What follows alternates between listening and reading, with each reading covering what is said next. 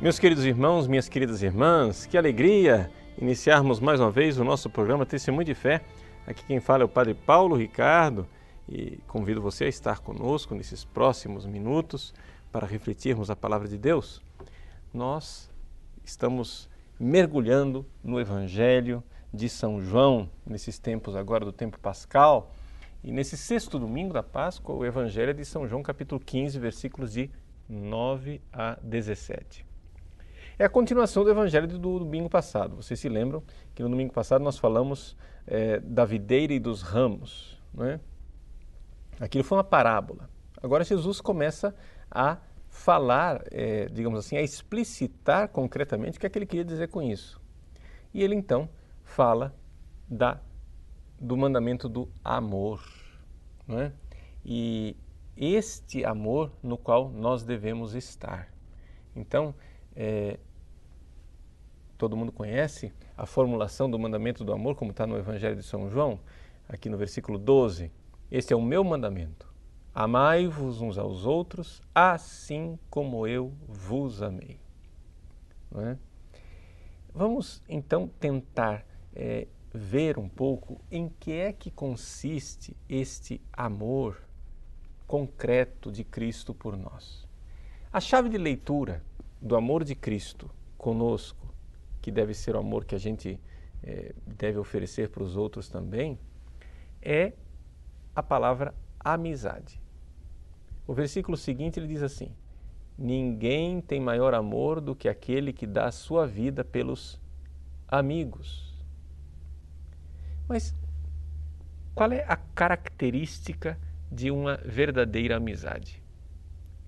Bom, em primeiro lugar, nós entendemos que o amigo, ele tem que ter pelo outro amigo benevolência. E não somente ter essa benevolência, mas fazer algo de concreto pelo amigo, que é a beneficência. Então, essas duas características básicas, benevolência e beneficência. São Tomás de Aquino, no comentário a esse Evangelho, já reporta toda a sua belíssima doutrina sobre a amizade, que está também na Suma Teológica. Ele diz o seguinte, vejam, a gente quando ama uma pessoa, nós podemos ter um amor de benevolência ou um amor de concupiscência. O amor de concupiscência é quando a gente não ama o outro. Na verdade, a gente ama o que é que o outro pode oferecer. Vamos supor uma pessoa que te dá dinheiro. Então você ama aquela pessoa porque ela é rica, ela faz coisas para você e você, no fundo, você não quer o bem dela. Não é? Então, é simplesmente um amor de concupiscência, você deseja o dinheiro dela.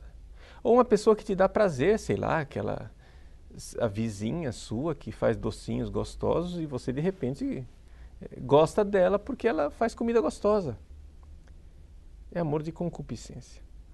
Ou então aquela pessoa que bajula você o tempo todo, que diz que você é maravilhoso, e etc. E alimenta a sua vaidade. Tudo isso é amor de concupiscência. Um verdadeiro amigo, ele tem amor de benevolência. Benevolência quer dizer o seguinte: eu quero o bem da pessoa. E eu quero o que há de melhor para ela. Ora, o que é que realmente é querer o bem de uma pessoa? Querer o bem de uma pessoa é querer que ela seja salva, é querer que ela vá para o céu, querer que ela seja de Deus, que ela participe da felicidade de Deus. Isso é querer o bem da pessoa. Benevolência, volere quer dizer vontade, querer. Né? Eu quero o bem daquela pessoa. Então, a primeira característica da amizade é que ao invés de ter um amor de concupiscência, eu preciso ter um amor de benevolência, eu preciso querer o bem daquela outra pessoa. Jesus nos chama de amigos e ele diz, né, que quer o nosso bem. Ele diz assim, né, permanecei no meu amor. Porque se a gente permanecer no amor dele, nós vamos depois ter alegria. Eu vos disse isso para que a minha alegria esteja em vós e a vossa alegria seja plena. Então ele quer o nosso bem, porque assim como ele, Jesus, permanece no Pai, se a gente permanecer em Jesus, estaremos sempre junto com o Pai. Essa é a felicidade do céu, essa união. Ele quer o nosso bem. Jesus é amigo porque quer que nós estejamos com Ele no céu. Esta é a benevolência. Ele quer o nosso bem. Deus não ganha nada, não ganha absolutamente nada com a nossa amizade. Ele já é plenamente rico na felicidade dele, ele não precisa de nós. Deus não é carente. Quem precisa somos nós. Deus quer o nosso bem, e exatamente porque Ele quer o nosso bem, por exemplo, é que Ele é ciumento. Deus não quer que a gente tenha outros deuses. Porque se nós tivermos outros deuses, isso é a pior coisa para nós. Então, por isso Deus diz, não terás outros deuses. Por isso Deus diz, amem-me, amarás o Senhor teu Deus. Isso é querer o nosso bem. A melhor coisa que nós poderíamos fazer para nós mesmos é amar Deus. Então vejam, essa é a primeira característica da amizade. O amor de amizade que Jesus tem conosco é um amor de benevolência. Não é? Então, vejam, quando a gente pega esse mandamento, amai-vos uns aos outros como eu vos amei, a gente entende então como é que a gente tem que amar os nossos irmãos. Se Jesus me amou com benevolência, ou seja, querendo o meu bem, querendo me levar para o céu, querendo a minha salvação, como é que eu tenho que amar o meu irmão? Só tem um jeito, querer a salvação dele. Querer que ele realmente seja de Deus, que ele se salve. Então, isso daqui já vai um pouco orientando a nossa vida. Porque você começa a ver o seguinte, querer que o seu irmão seja curado da cachumba, da gripe, da osteoporose, do câncer. Você quer o bem dele, claro. Mas o bem verdadeiro, o bem maior, é querer que ele seja salvo. Então, quando você tem uma pessoa doente, você reza para Deus pedindo a cura daquela pessoa, você tem que chegar e dizer, meu Deus, eu quero que essa pessoa seja curada. Mas, sobretudo, eu quero a salvação dela. Se é para ela ficar cheia de saúde e perecer no inferno, então pode deixar. Mas se é para ela ser curada e isso ser um passo a mais para ela se salvar, ótimo. Gente, nós temos que entender o que é o verdadeiro bem. O verdadeiro bem é o céu. E o verdadeiro mal é o inferno. Diante da possibilidade de nós nunca vermos a face de Deus no céu, qualquer mal aqui dessa terra é uma trivialidade. Se amanhã estourasse uma guerra atômica e o planeta inteiro desaparecesse, toda a humanidade, 7 bilhões de pessoas morresse, isso seria uma trivialidade, uma bobagem, um pequeno detalhe comparado com a tragédia, a verdadeira tragédia de ir para o inferno. Por quê? Porque essa vida aqui vai passar mesmo. Ou seja, você tem essa vida, ela vai acabar, esse mundo aqui, ele também vai acabar um dia. Não quer dizer que nós que nós queremos que ele acabe, nada disso. Nós não queremos destruir o mundo e devemos preservá-lo, viver essa vida, porque Deus fez essa vida para vivê-la e vivê-la bem. Mas só estou dizendo, fazendo uma comparação, ou seja, diante da tragédia que é nunca ver a face de Deus no inferno, a maior tragédia deste mundo é um nada, é uma trivialidade. Então, querer o bem das pessoas é querer a salvação. Se você ama uma pessoa, você quer a salvação dela. E se você quer aprender a amar uma pessoa, comece a rezar pela salvação dela. Segundo ponto, para interpretarmos esse belíssimo mandamento do amai-vos uns aos outros como eu vos amei. Se este amor é um amor de amizade, como Jesus está dizendo aqui, ele não somente tem benevolência, ele tem também beneficência. Benevolência é querer o bem, benevolere. Beneficência é fazer o bem, benefacere. Fazer algo tem que ser uma realidade efetiva. Nós temos que realmente fazer algo pelos nossos irmãos, assim como Jesus fez algo por nós. E o que é que Jesus fez por nós? Não é? Ele diz assim, que ninguém tem maior amor do que aquele que dá a vida pelos amigos. Eis aí a beneficência. Jesus fez o bem. Ele morreu na cruz por nós. Ele não ficou somente em afetos, em desejos. Ele fez. Ele operou o bem. Ele veio como verdadeiro amigo dos homens, filantropo. Não é? Um título de Jesus que os padres gregos costumam recordar exatamente isso, né? Esse de filantropos. Jesus como o amigo dos homens, mas amigo de forma muito eficaz, porque Ele nos amou e nos amou dando a sua vida por nós, derramando o seu sangue, entregando o seu corpo. E nós renovamos esse sacrifício de amor, esse sacrifício eficaz de salvação em cada Eucaristia. A gente recorda, né, o relato histórico quando os comunistas invadiram Moscou, tomaram o Kremlin e instauraram o regime de terror que iria durar 70 anos. Eles começaram a perseguição da Igreja Ortodoxa Russa e foram levando as pessoas para a prisão, destruindo igrejas, levando religiosos, religiosas, padres, leigos, fiéis para os campos de concentração, nos Gulag, na Sibéria e assim por diante. Até que finalmente eles chegaram ao patriarca, o velho patriarca de Moscou. E quando os agentes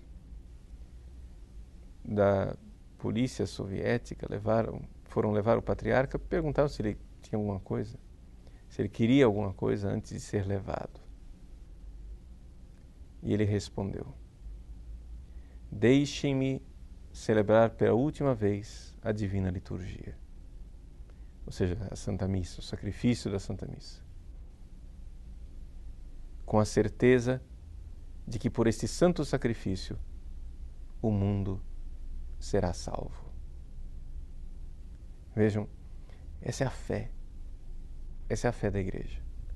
Por aquele santo e divino sacrifício oferecido no Calvário e representado na missa, ou seja, tornado presente na missa, nós temos o sacrifício eficaz da nossa salvação. Aliás, todos os 7 sacramentos são esta eficácia, não é, das graças que Cristo conquistou para nós na cruz, distribuídas em nossa vida. Então, Jesus não somente nos salva, mas Ele determina meios eficazes, os 7 sacramentos, para que nós possamos receber as graças da salvação, as graças que Ele quer nos transmitir. Então vejam, meus irmãos, que beleza, né?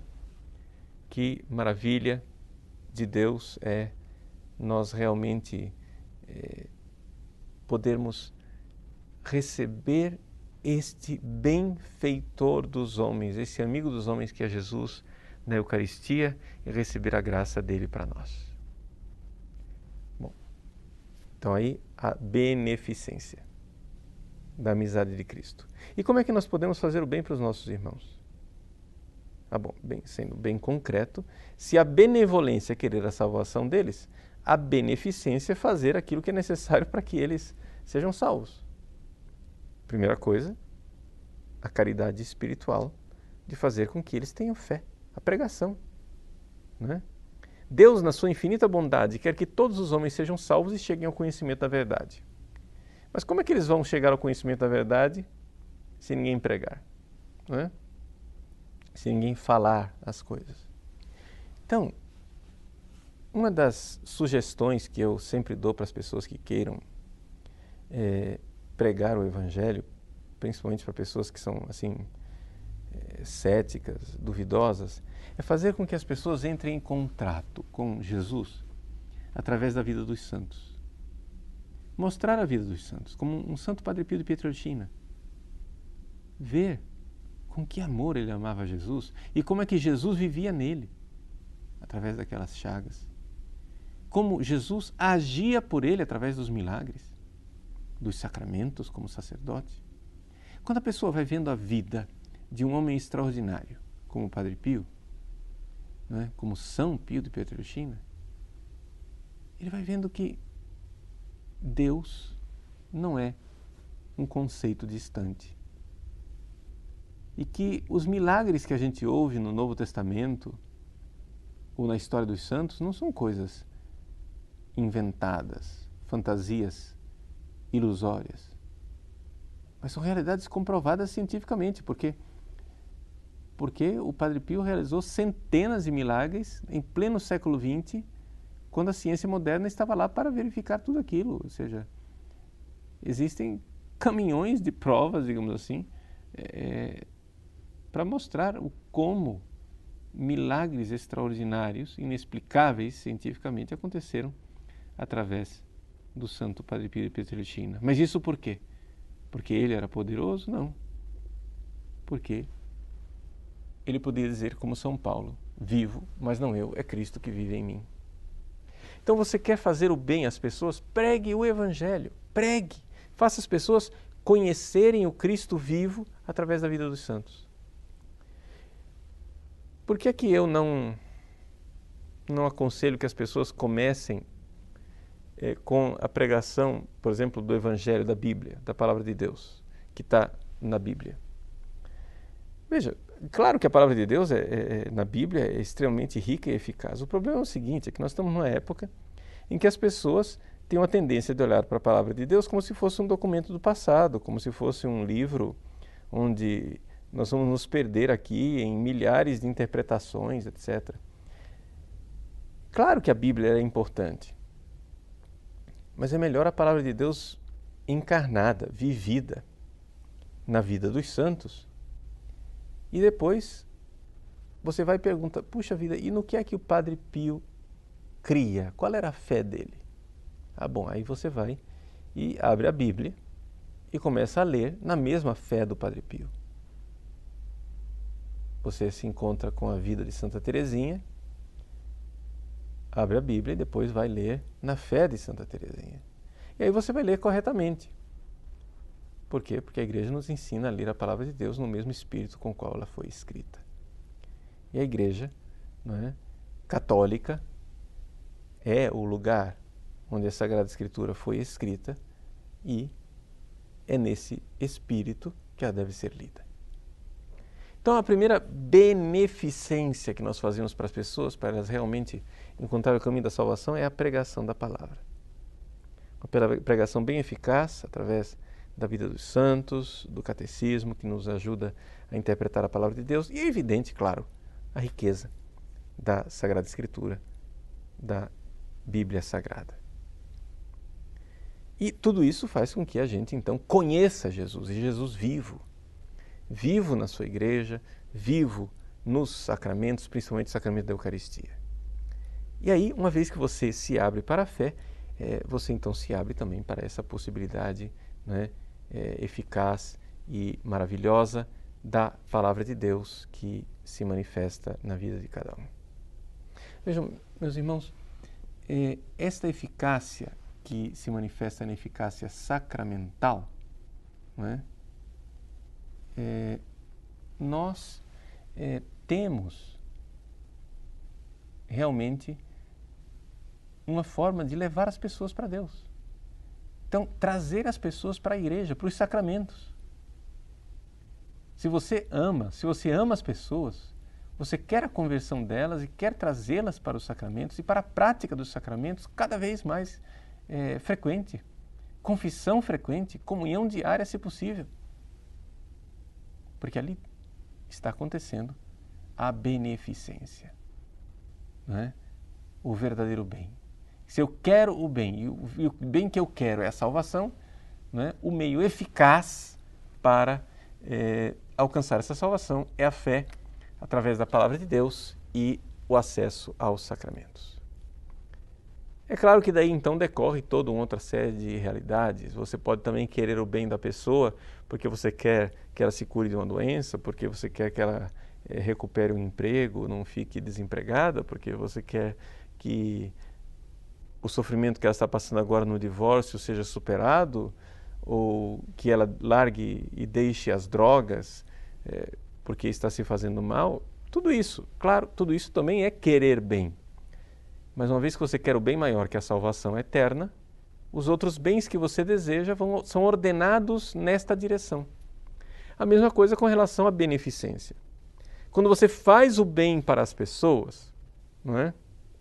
E você ama as pessoas querendo fazer algo de concreto, quando você faz algo de concreto para a salvação delas, aí você pode também querer fazer algo de concreto e deve fazer algo de concreto, levando ela ao médico, dando uma esmola, uma ajuda, arranjando emprego, trocando as fraldas de uma pessoa idosa ou visitando um doente no hospital.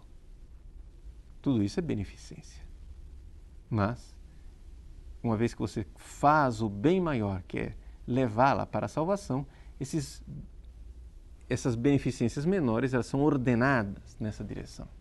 E aí a gente começa a compreender, né, o que realmente quer dizer esse mandamento. Amai-vos uns aos outros como eu vos amei. Como eu vos amei. E assim que Jesus nos ama, quer que nós sejamos seus amigos, quer que nós estejamos nessa profunda comunhão com Ele.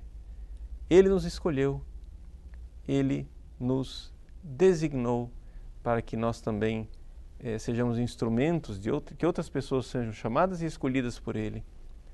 Né? E assim a gente entra nessa dinâmica extraordinária do amai-vos uns aos outros como eu vos amei. É necessário recordar que para Santo Tomás de Aquino, a caridade, esse amor extraordinário de Deus, tem essa marca especialíssima de ser um amor de amizade.